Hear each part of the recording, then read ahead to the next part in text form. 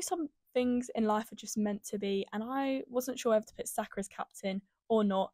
Thank God I put Saka as captain this week.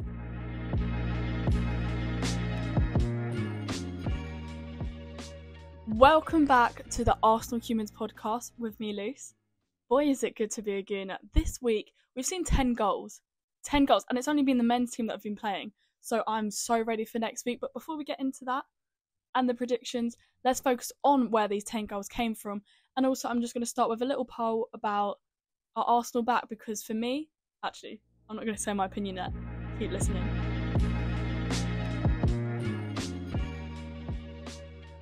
Alright, okay, the warm-up poll is back, but the real question is, are Arsenal back?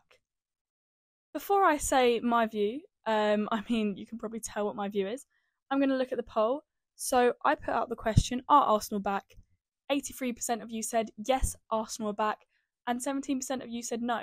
So once again, I'm going to agree with the poll. I'm going to agree with the followers. I'm going to partly put it down to the fact that most of my followers are Arsenal fans, because when I was looking through now at all of the people that said no, most of these people don't actually support Arsenal. So you know what, that is fair. But I think no matter whether you support Arsenal or not, you can't deny the fact that we're on fire right now. I mean, I just looked back at the last two games the men played, the last two games the women played, and the lowest win was 1-0, which was in a Champions League game after we beat them 4-0 the time before for the women's side. And then all the other games just look at this week. Obviously I'll get into that in the next section, but just look at this week. We're winning by so many goals. So, no one can deny that we are scoring goals. And I think for me, at the start of the season, that's something that I voiced as being our biggest weakness. We're getting the ball down into the box, we're getting the crosses in, potential assists, but we weren't converting it, whereas now, I don't know what has changed. I'm going to go into that a bit later on, but something has changed within me. Sorry, I don't know what that just popped, but I feel like I saw Wicked a few days ago with my sister, and since then, every Wicked song has been in my head. So big up to Defying Gravity. Honestly, best film, cried. Irrelevant. Why am I going off on a tangent? Who knows if I'll keep this in or not? I'll decide later. But anyways, back to the football. We are wicked on the ball, man. We are unreal. We're literally scoring so many goals, and yeah, it's not an issue anymore. So for me, 100% believe we are back. I just like this question, I was sort of a bit stuck, trying to think of what question can I ask this week? And then I suddenly realised, looking at all our results, it just makes me happy seeing this. So, there's so many reasons why Arsenal are back. Ødegaard's back in the squad. Saka is at his best. Slegers is in charge. Russo is more confident. Honestly, the list could go on and on. I'm just so confident in these players right now. Unreal. And I don't want to get too ahead of myself, but I'm not ruling out any trophies for Arsenal this season. I know at the beginning I was like, we just have to see, and it is still early days, but the league is shaping up, and I don't think that anything is impossible right now because we are getting those goals. It's more down to whether other teams fail or whether other teams drop points. But for us, pretty on it, feeling pretty good. One extra little random thing that I wanted to just quote. I thought it was quite wordsmith energy from my friend Laura. She popped up to my story when I put it up earlier, Arsenal back, with the best response, I think, out of anyone that's popped up. No offense to you others, but she said the men are first half Arsenal and the women are second half Arsenal.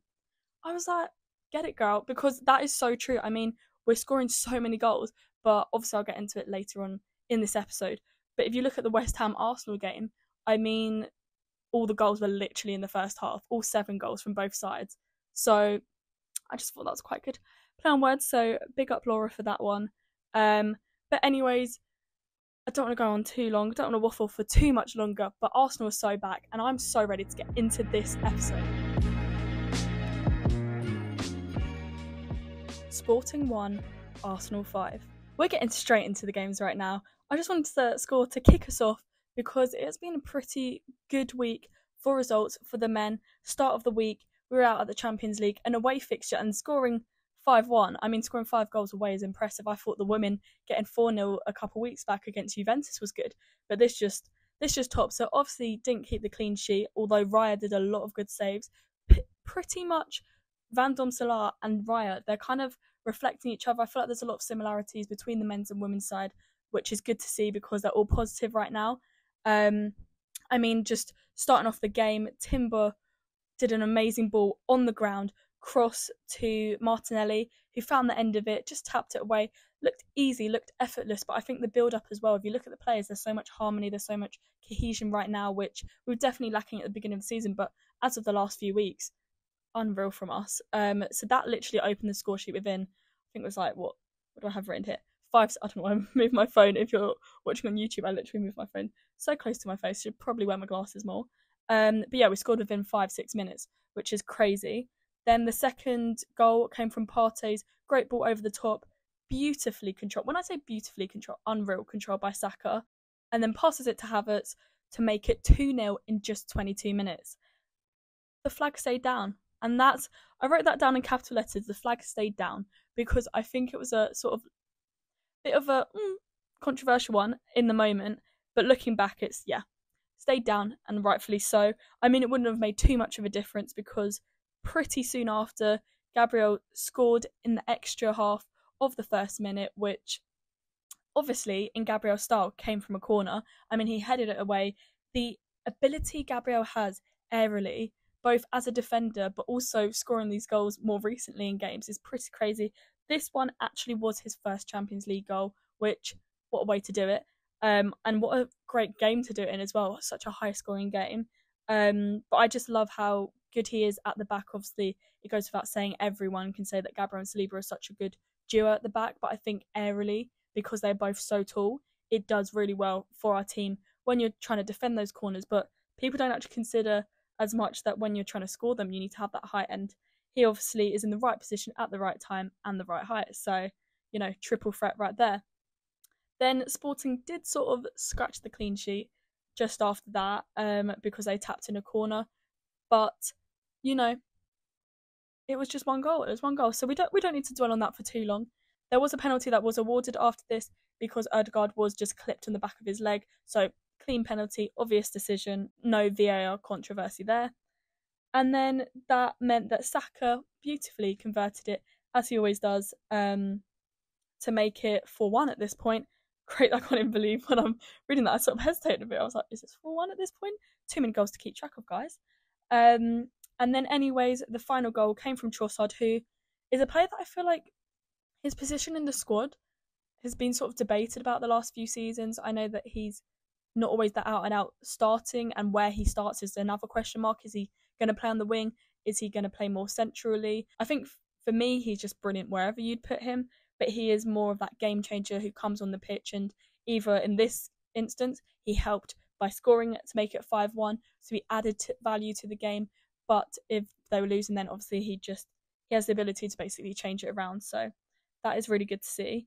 So basically, this game just fills me with more excitement for the Champions League. There is hope for us in the Champions League, and I predicted, looking back at my predictions, I predicted this to be 1-1 game because this is set to be our toughest game, and the fact that we won 5-1, I'm just excited to see what we can do in the next few match days that we have and pushing forwards into the final stages of the competition. So yeah, I'm excited about the Champions League, which is a good position to be in. But moving from one game where we scored 5 goals straight away to another game where we scored 5 goals, this time in the Premier League, as it was West Ham 2, Arsenal 5 at the weekend.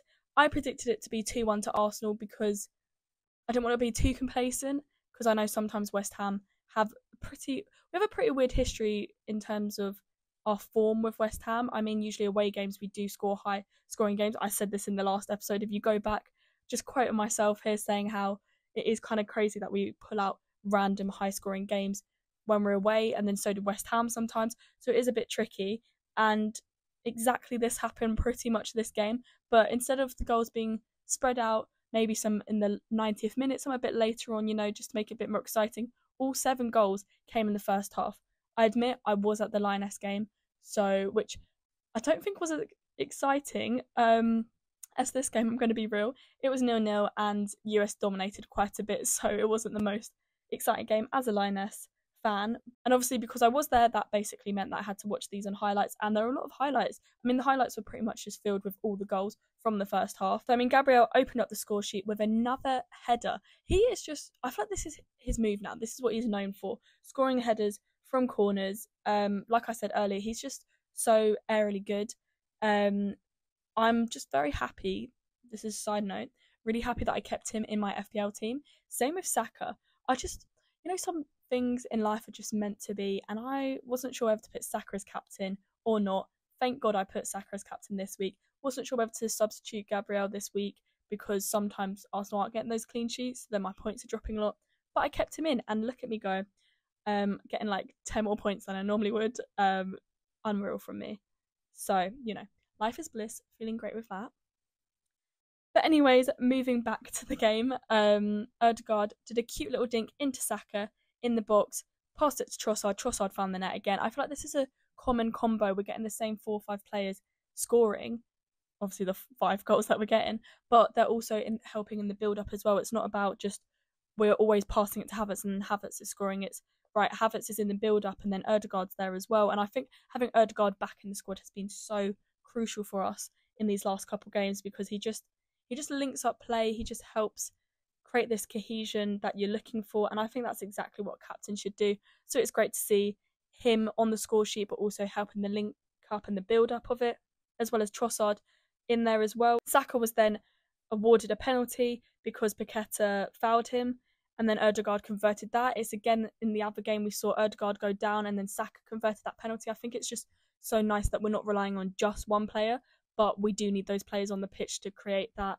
interchangeable play, and it just flows really nicely, which I'm loving. Then Havertz's goal was good to see. It was just 1-on-1 with the keeper. It's a goal that you expect him to score, but also, I mean, I don't know about you, but I feel like if I was there 1-on-1 with a keeper in a Champions League game, there's a lot of pressure and it could go wrong. You could mistouch it. I mean, if we saw it at the weekend, Salah was through on goal and he just skyrocketed it over the bar. So these things do happen, but not for Havertz right now. No doubt about it. He just slotted it away. West Ham did get 2 after this, though, which, fair enough, both decent goals. I mean, the second goal, Emerson's goal was crazy. I don't think anyone saw that going in. I don't think anyone could have saved that. That was just an unreal free kick. Crazy. The fact that it was a free kick is where the controversy comes from. I mean, for me, because it doesn't really affect the game too much now, I'm not really dwelling on it too much, but I know a lot of Arsenal fans have been pretty angry about it, saying that there was a foul before that foul, so technically it shouldn't have happened or we should have been awarded a free kick. But no one can deny that Emerson's free kick is one of the best free kicks we have seen this season. I mean, if ever, to be honest, because that was crazy. The way it hit off the bar and just no chance Raya was getting that. It did not matter because Saka converted his penalty just before half-time to seal the 5-2 win. That penalty, however, was awarded because Gabriel kind of got punched in the face by West Ham's keeper, which is a little bit controversial. He obviously came off, and I hope he's doing okay. Haven't actually seen any updates about this, because I am filming this pod slightly earlier this week, so there's no updates as of now. But I hope he's all good because we really need him in the defensive line, but also when we're getting them corners. So hopefully he'll be back soon. Yeah, another great game. Not only was it unreal to see all those goals this weekend as a Gooner, but it was great to see the Arsenal captain, as well as all the other captains in the Premier League, bigging up the Rainbow Laces campaign with the rainbow armband. So it's just great to see that football's got that inclusive space to it and sending out a very important message to the fans. So yeah, that is pretty much all that needs to be said. I mean, I feel like all I've been chatting about is the goals because there were a lot of goals, and I'm hoping there'll be even more goals because next week we have 3 games. So I'm so excited. Let's get into the predictions. Not 1, not 2, but 3 exciting games are coming up this week. I'm buzzing. The first one is literally tomorrow. By the time this comes out, it's literally tomorrow. It's only a few days away from when I'm filming this. Arsenal versus Manchester United. And if you asked me a couple of weeks ago, I'd have been like, easy dub, easy win for Arsenal. But now, since Amorim has arrived at United, their form has changed. I mean, yes, they drew to Ipswich, but in other games they're doing well. I mean, you saw this weekend, they literally won 4-0.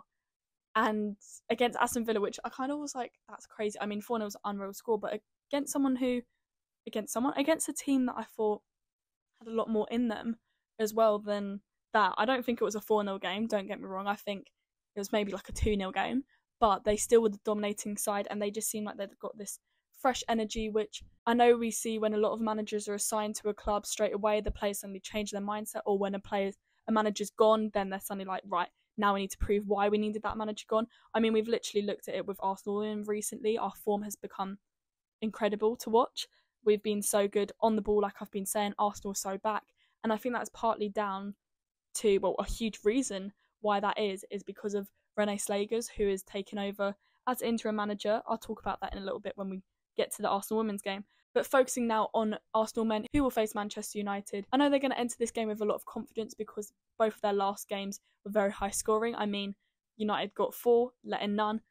Arsenal got 5, let in 2. So it is very, very high scoring. They're used to scoring those goals, but I don't think this game is going to be like that. I think this game will be pretty low scoring. If anything, I think my prediction is 2-1 to Arsenal. We'll just edge it because we've got that momentum. We've built it up over a long period of time, whereas United have just got slowly back into a little bit. I think in terms of quality of players on the pitch, we've got a lot more quality to us. So as long as we've got Gabriel back from injury, I'm hoping it's not too serious that he's not out for this game. Then I reckon we've got the players that we need for this squad. We've got Odegaard, Rice, Havertz. They're all back in. They've all been back in for a game or two now. So it's building up that momentum that we've already got. I don't think, it's going to be too high scoring. If anything, it's probably realistically only going to be like 1-0 or a draw at this point. But I would love to see it go 2-1 because if United do win, they go 3 points behind us, and that scares me. Considering our form this season, I don't think it's been anywhere near United. United have dropped off. Ours has been a little bit inconsistent. I think it's been more draws that have probably let us down because we're not really losing too many games. But then when you put it like United are only going to be 3 points behind us if they win, then it's like, okay, maybe we need to actually make sure we get these points because, I just don't really want to be that close to United in the league. I think if we're going to be title contenders, we need to push away from them even more, so we can't be letting them win. But that is a good game. I'm excited about that. It is Wednesday evening kickoff, so quite a late one, quite nice. Might go to the pub, do something like that. Should be good. Then at the end of the week, we have 2 games. Not really sure why they're put at exactly the same time. It does frustrate me, especially as a women's football fan first, then a men's football fan. It does annoy me because I think if we're trying to grow the women's game, then why are you putting it so the fans have to decide? Because the likelihood is if you've always grown up watching the men's, you're going to watch the men's. Whereas for me, I will be attending the women's game, but then I also will need to watch the men's game as well. Like I want to watch the men's game, so I'm going to have to watch that in highlights. So it's just a bit of a tricky one, that. But anyways, Arsenal will be playing both games at 2 p.m. on Sunday. Arsenal men are facing Fulham, so it's an away game for them. Arsenal women are facing Aston Villa, so it's a home game at the Emirates for them, which I'm buzzing about. So focusing on Fulham first, I'm going to predict it to be a 3-0 win to Arsenal. Don't get me wrong, Fulham have had very good form. They've got a few key players, which will be weird for us to come up against Smith Rowe, obviously our former player, Croydon boy as well. A lot of affiliations with the player, and he's doing unreal. I think his form has been pretty impressive since he's joined. A very good move for him. And if we look at their game at the weekend against Spurs, it was a 1-1 draw, but it shouldn't have been. Fulham, I think, were the better team by far. I know Fulham were the better team by far. They shouldn't have lost any points, shouldn't have dropped any points to Spurs. So it's not going to be easy, but I think with our recent games that we're winning and the amount of goals we're able to score, if we keep adding these link-ups, don't drop our energy or intensity or become complacent, then we should be getting at least a few goals. So 3-0 prediction, I think, is pretty realistic. Then moving on to the final game of the week, so the third game out of 3 games is Arsenal women versus Aston Villa women, which is the WSL on Sunday. It is annoying, like I've said before, that these fixtures clash, but you can't do anything about it. Obviously, we do have the international break, which ends pretty much start of the week. I know the Lionesses will face Switzerland on Tuesday, so it's sort of a quick turnaround. I mean, it's within a few days they'll be back at the training ground for Arsenal. Aston Villa hasn't had the best start to the season, to put it lightly. I mean, if we did this game a couple of seasons ago, I'd be like, oh my god, this is going to be really scary because we could lose. Because they had just got the likes of Rachel Daly, Jordan Nobbs a couple seasons back, and they were in very good form at that point. They had a lot to prove as to why maybe they shouldn't have left their previous club. Things like that, I think under Carla Ward they did very well. Whereas management has changed, players have changed around a bit, and it is quite a different team. I mean, they've actually only won one game this season, which makes Arsenal look good considering we've only won 4. I mean, obviously Chelsea have that unbeaten streak of 8 wins in 8, which I keep looking to, but then I've realised that there are other teams in the league that haven't even got the wins that we've got. So we are doing very well in the WSL. We're just not able to compete with the top of the top right now. But I reckon this could be a good game to help us fuel that confidence and momentum to keep our winning streak going. This is the game that I think has the potential to be high scoring, but for some reason within inside me, I just feel like it's going to probably be like a 2-0 win. I mean, I'm hoping we're going to win at least, fingers crossed. But yeah, I'm just excited to go there. I'm excited to be in the atmosphere again. I think Emirates is always good, and I reckon the attendance will be pretty decent. Maybe not as good as it was when we played against Chelsea, because obviously that London derby is quite iconic in the WSL. That is probably the best rivalry going in the WSL, in my opinion, anyways.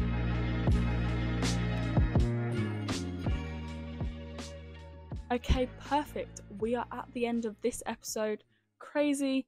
5th episode is done and dusted.